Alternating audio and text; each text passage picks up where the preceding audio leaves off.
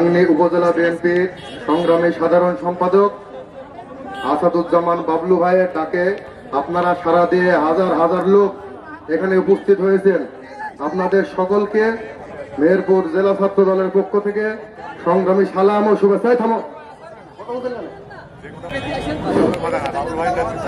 বক্তব্যের শুরুতেই শ্রদ্ধার সাথে স্মরণ করছি শহীদ প্রেসিডেন্ট জিয়াউর রহমানকে।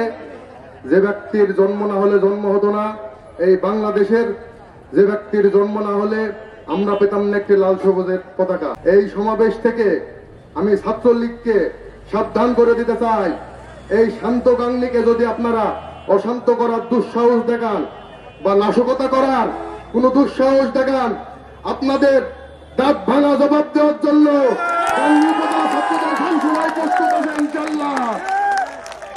সংগ্রামী সাথী ও বন্ধুরা আমার, আপনারা জানেন এই অবৈধ খুনি হাসিনা বাংলাদেশের স্বাস্থ্য ব্যবস্থা, বাংলাদেশের শিক্ষা ব্যবস্থা থেকে শুরু করে এই বাংলাদেশটাকে শেষ করে দিয়েছে।